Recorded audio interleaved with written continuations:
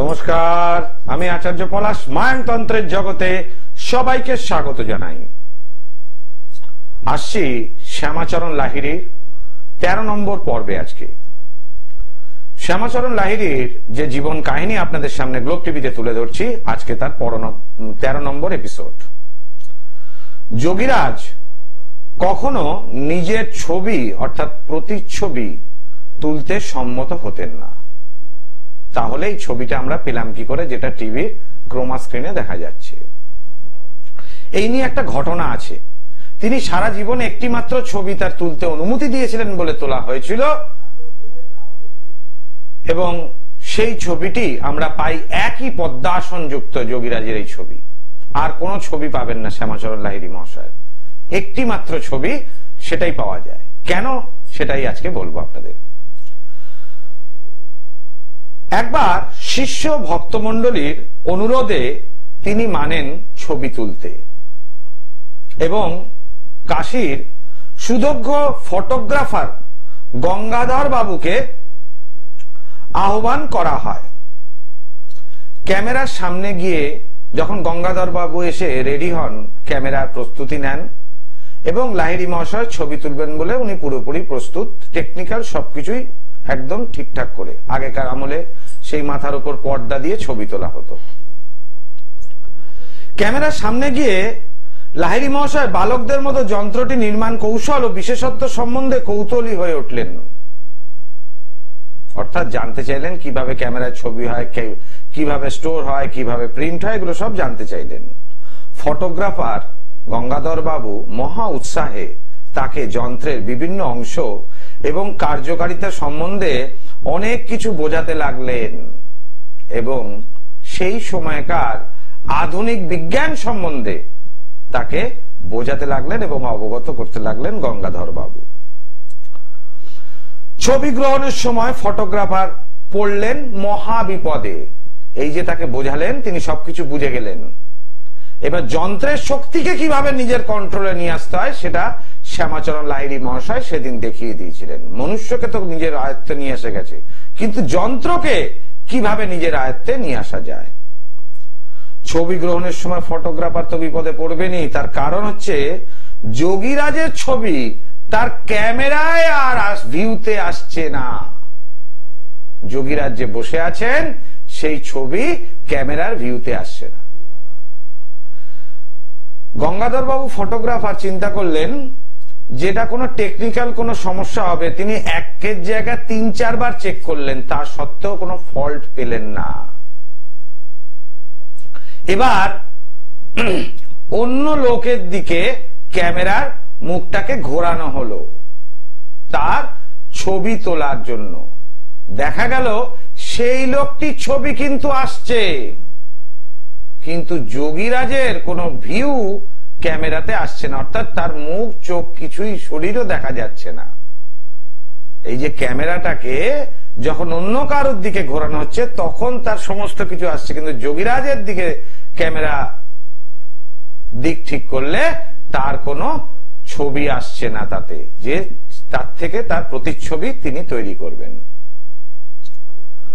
কৌতূহলী লাহিড়ী মহাশয় তখন মুচকি মুচকি হেসে বললেন, এই বিষয়ে তোমার বিজ্ঞানের কি বক্তব্য আছে গঙ্গাধর বাবু, এবার বলে ফেলুন। সুদক্ষ অভিজ্ঞ ফটোগ্রাফার একেবারে হতাশ হয়ে গেছেন। কাতস্বরে ফটোগ্রাফার বলেন, দূর হোক আমাদের বিজ্ঞান, আমি এবার আপনার চরণে ঠাঁই নিলাম বলে শ্যামাচরণ লাহিড়ীর পায়ে সাষ্টাঙ্গে প্রণাম করলেন। লাহিড়ী মহাশয় মুচকি মুচকি হেসে ছবি তোলার জন্য প্রস্তুত হলেন, এবং সেই ছবি লাহিড়ী মহাশয়ের প্রতিচ্ছবি রূপে আমরা দর্শন করি, যেটা আপনারা এই ভিউতে দেখছেন।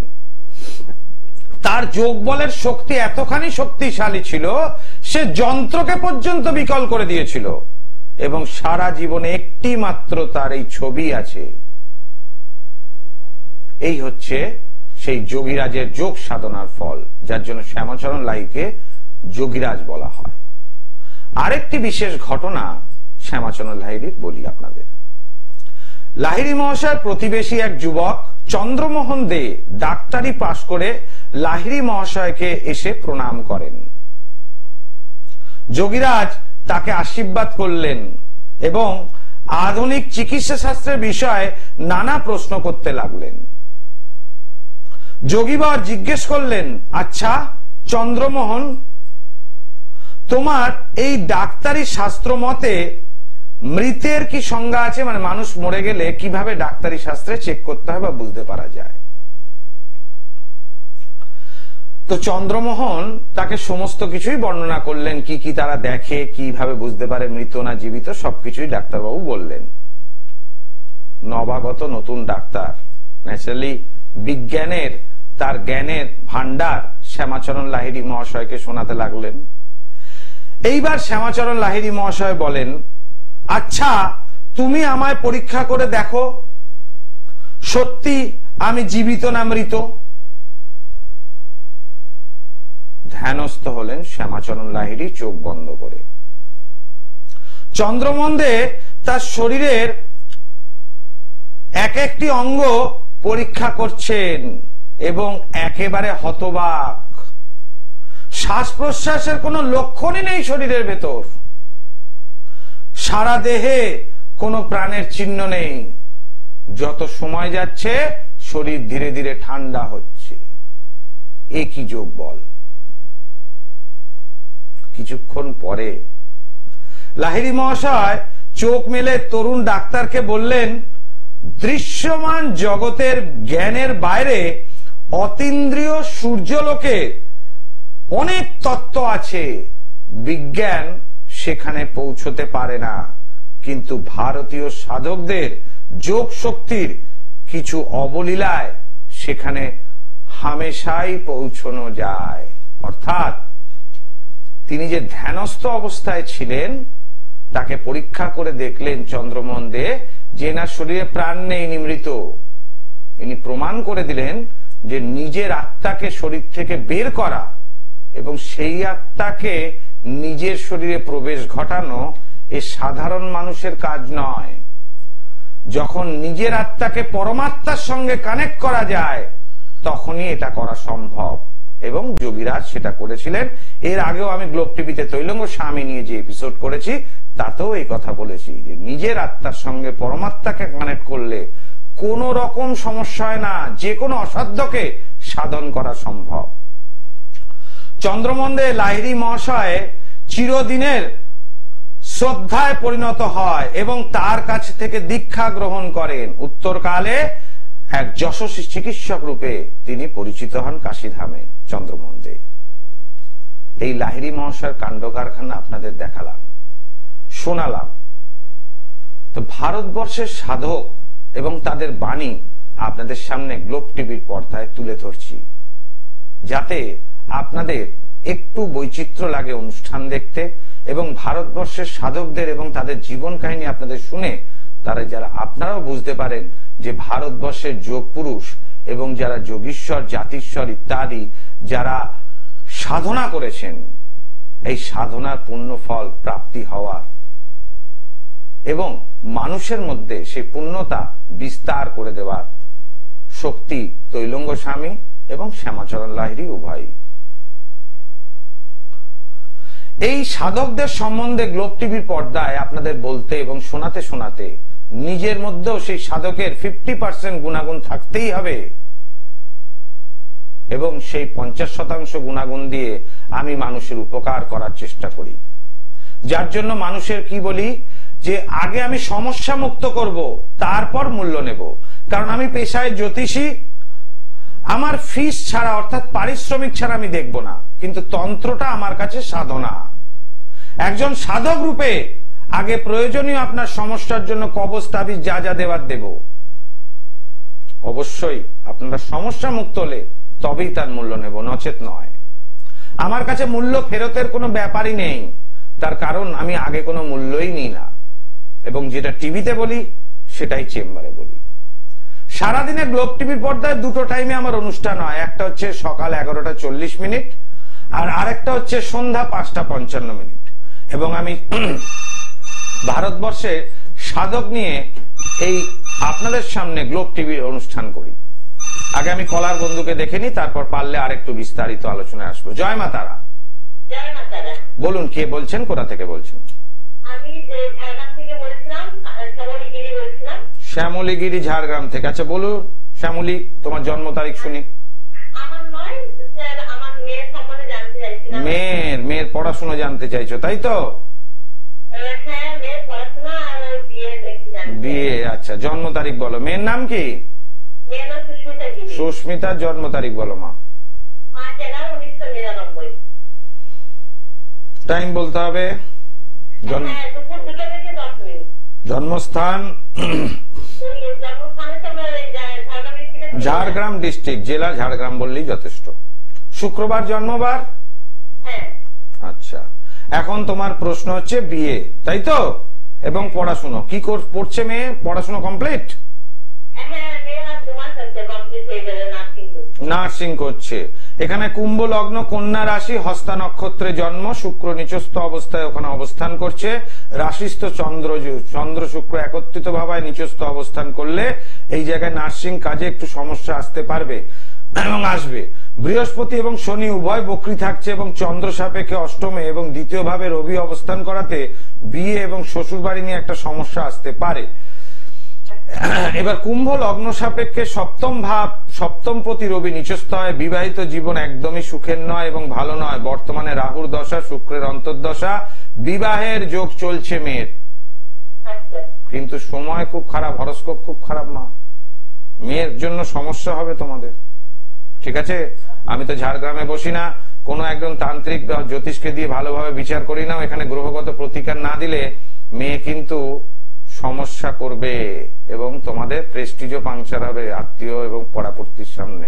আর কিছু আশা করি বলতে হবে না? নিশ্চয়ই এটার জন্য একটু সিরিয়াস হও, এটা হবেই হবে। জয় মাতা। আমি মানুষকে সহযোগিতা করি যারা জানার জন্য গ্লোব টিভিতে দেখুন, সরাসরি ফোন করার জন্য যে নাম্বার যাতে তাতে আপনারা ফোন করতে পারেন। জানার জন্য আমাকে টিভিতে ফোন করুন, চেম্বারে আসার দরকার নেই। একমাত্র সমস্যা থাকলেই চেম্বারে আসুন, কারণ সময় খরচ করে আসবেন, আমার পারিশ্রমিক পেমেন্ট করতে হবে, তারপরে আমি দেখব। অবশ্যই সমস্যা মুক্ত করব, তারপর মূল্য নেব, ঠিক কথা। কিন্তু শুধু জানার জন্য আমার চেম্বারে আসার দরকার নেই, তার জন্য আমার প্রায়শই লাইভ থাকে, আপনারা লাইভে ফোন করুন।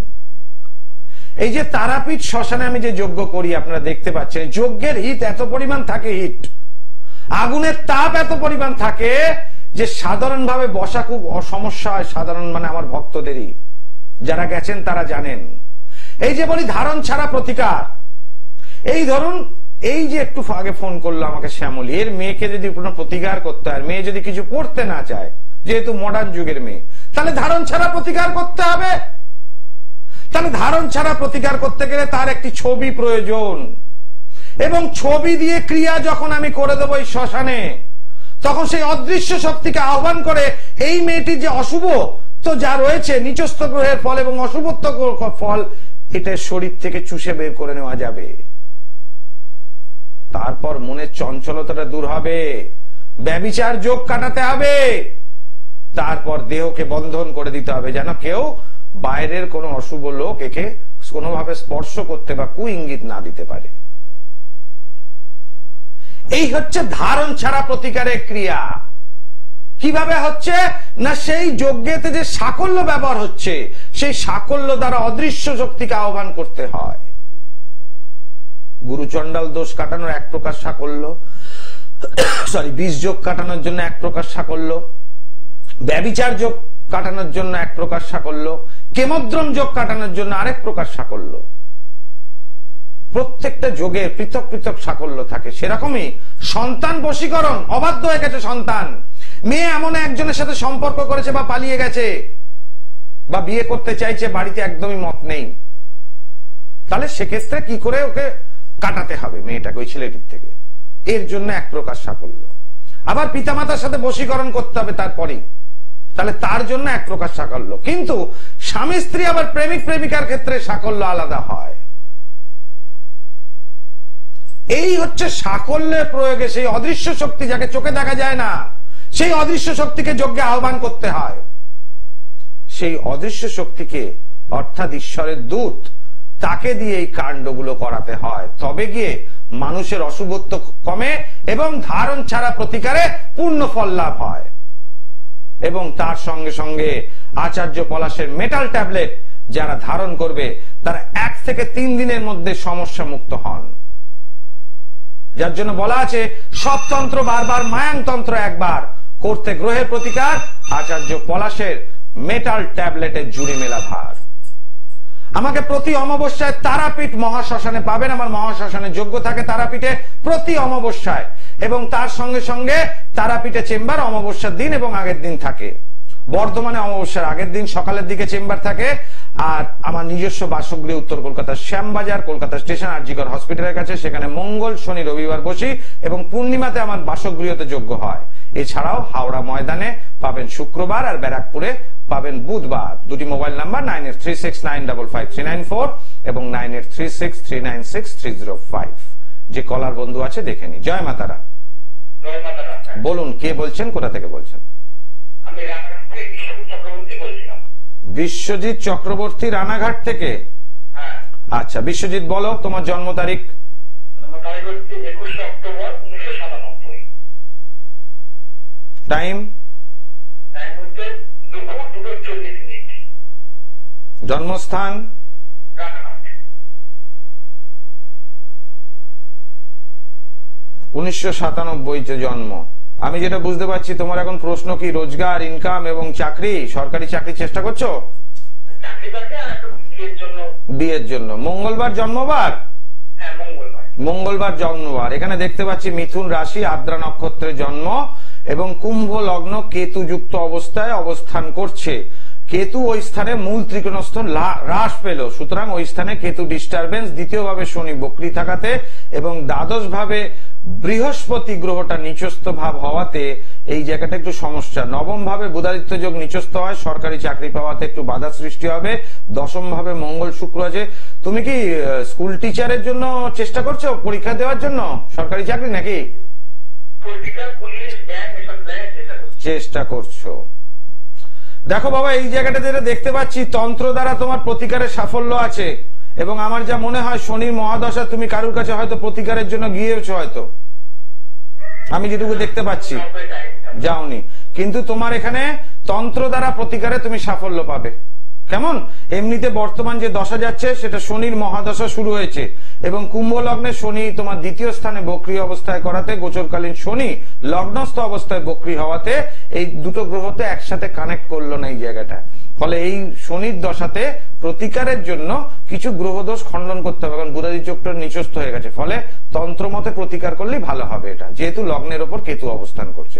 খুব তাড়াতাড়ি ভালো কাজও লাগবে, আবার খারাপ কাজও তোমার লাগবে। কেমন? এটা একটু প্রতিকার করি না। শনি বক্রী মিনের ওপর খুব ভালো ফল দেবে না, কিন্তু লগ্নপতি পীড়িত হবে, নিজের উপর আত্মবিশ্বাস কমে যাবে, হতাশা বাড়বে। বুঝতে পেরেছো?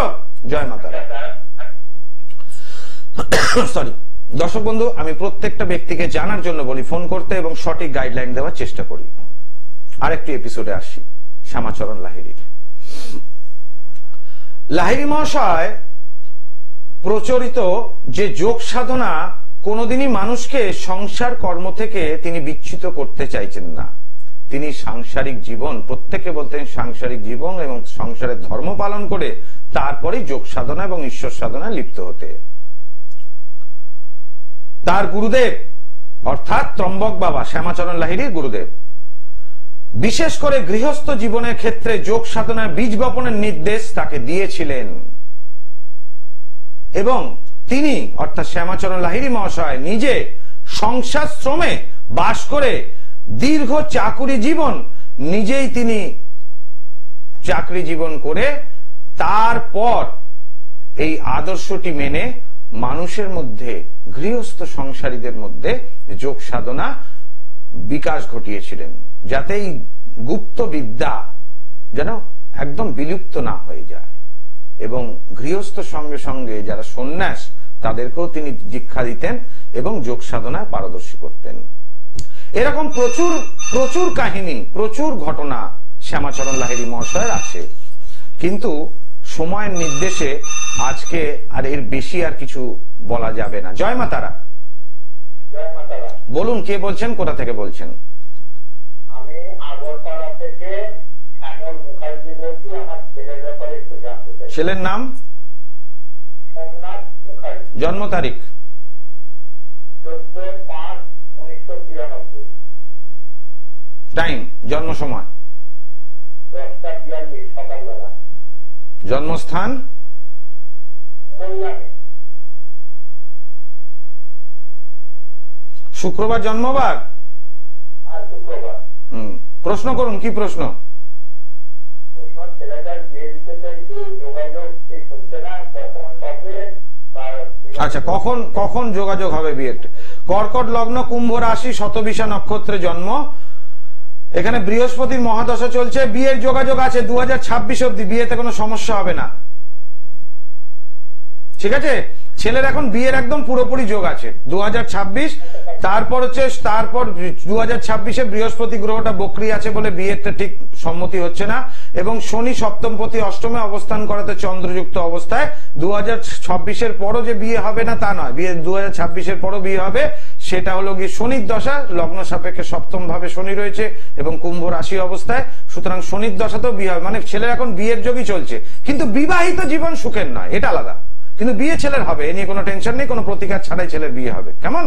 এখন যোগ চলছে। জয় মাতারা। দর্শক বন্ধু, অনুষ্ঠান শেষের দিকে, যার জন্য আমাকে লাইনটা কেটে গেল, আর আমি কোনো ফোন নেব না, কেটে দিতে বাধ্য হলাম। তো যে ক্ষেত্রে তার ব্যাপারটা পুরোপুরি বলে দিচ্ছি যে ছেলের বিয়ের কোনো সমস্যা নেই, তার জন্য প্রতিকারের দরকার নেই, কিন্তু বিয়ের পর সমস্যা, বিবাহিত জীবন সুখের নয়, ডিভোর্স বা ইত্যাদি মৃত্যু পর্যন্ত ঘটতে পারে, এরকম সমস্যা আসতে পারে বিয়ের পর।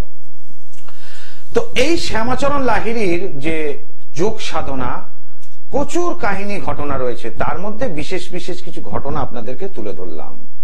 তার জীবনের বহু অলৌকিক ঘটনার মধ্যে কিছু ঘটনা আপনাদেরকে আমি তুলে ধরলাম। যোগীরাজের সাধন পন্থার আরো একটি বৈশিষ্ট্য হলো, তিনি কাউকে স্বধর্ম ত্যাগ করতে বলতেন না। সে হিন্দু, মুসলমান, খ্রিস্টান, যে ধর্মেরই হোক না কেন, কোন ধর্ম ত্যাগ করতে বলতেন না। যে ধর্মের লোক সেই ধর্মেই থেকে যোগ সাধনায় যাতে পারদর্শী হন, তিনি তাই চেষ্টা করতেন এবং করেও ছিলেন সবাইকে। কয়েকটি অন্তরঙ্গ ভক্তের নিকট 3 মাস পূর্বে তিনি তার দেহত্যাগের কথা জানান, যে আজকের দিন থেকে 3 মাস পর দেহত্যাগ হবে। শিষ্য এবং শিষ্যরা শোনার পর খুবই বিচলিত হয়ে পড়েন এবং গুরুদেবকে আঁকড়ে জড়িয়ে ধরেন যে আপনাকে যেতে আমরা কেউই দেব না। কিন্তু তিনি বলেন যে তার এক প্রকার পৃষ্ঠ ব্রণ দ্বারা সে আক্রান্ত হবে এবং তার ফলে, আর কিন্তু ফোন নেব না, কাইন্ডলি ফোন দেবেন না, পৃষ্ঠ ব্রণ দ্বারা তিনি আক্রান্ত হবেন। লাহিড়ী মহাশয় নিজের কথা নিজেই বলে যান এবং তাতেই তার মৃত্যু ঘটবে। এবং একজন মানুষ তার আগামী যে মৃত্যু কবে হচ্ছে সেটা জানার পরও কিন্তু স্বাভাবিকভাবে থাকলেন। স্ত্রী পুত্রের ভরণ পোষণের জন্য তিনি যেমন কর্ম করতেন, তেমনি বারাণসীতে লোক কল্যাণ শিক্ষা কেন্দ্র তিনি নির্মাণ করেছিলেন, যাতে সেখানে গরিব মানুষেরা শিক্ষা নিতে পারে। 1895 সালের 26শে সেপ্টেম্বর লাহিড়ী মহাশয় কয়েকজন ভক্ত শিষ্যের উপস্থিতিতে ভগবত গীতার কয়েকটি প্রিয় শ্লোক আবৃত্তি করে মৃদু স্বরে তিনি তা ব্যাখ্যা করেন এবং শিষ্যদের দিকে তাকিয়ে হাস্য অবস্থায় দেহত্যাগ করেন। মহা সমারোহের সহিত মরদেহটি মণিকর্ণিকার ঘাটে সৎকার করা হয়। প্রচুর ভক্ত শিষ্য অশ্রুধারায় মরলোকের পরপারে অমৃতময় জ্যোতির্লোকে চলে গেলেন যোগীরাজ শ্যামাচরণ লাহিড়ী। এই শ্যামাচরণ লাহিড়ীর 1895 সালের 26শে সেপ্টেম্বর তার মৃত্যুদিন। এবং যোগ সাধনায় তিনি পারদর্শী করেছিলেন। এতখানি পারদর্শী মানুষ এর আগেও তৈলঙ্গ স্বামী এবং শ্যামাচরণ লাহিড়ী সত্যি মানুষের মঙ্গল যে কোনো ভাবেই করতে পারেন। তারা হাতে যা কিছু একটা দিয়ে দিলেই তাতেই মানুষ উপকৃত হতেন। একই বলে সাধনা এবং এই যোগ সাধনা। এই সাধনা নিয়ে আমি রত রয়েছি। আমি ঈশ্বরের ওপর সব ছেড়ে দিয়েছি। আমার ভক্তরা যে আমার কাছে উপকার পান তা আমার ইষ্ট এবং ঈশ্বরের দ্বারা এবং গুরু নির্দেশিত শাস্ত্র দ্বারা। আজকের মতো এখানেই বিদায় নিচ্ছি। আবার আসবো নতুন পর্বে, লোকনাথ ব্রহ্মচারীর পর্বে। বিদায় নিচ্ছি। সবাই পুজো ভালো কাটান, সবাই ভালো থাকুন, সুস্থ থাকুন। ওম সর্বমঙ্গল মঙ্গলে শিবে সর্বার্থ সাধিকে শরণ্যে ত্রম্বকে গৌরী নারায়ণী নমস্তুতে।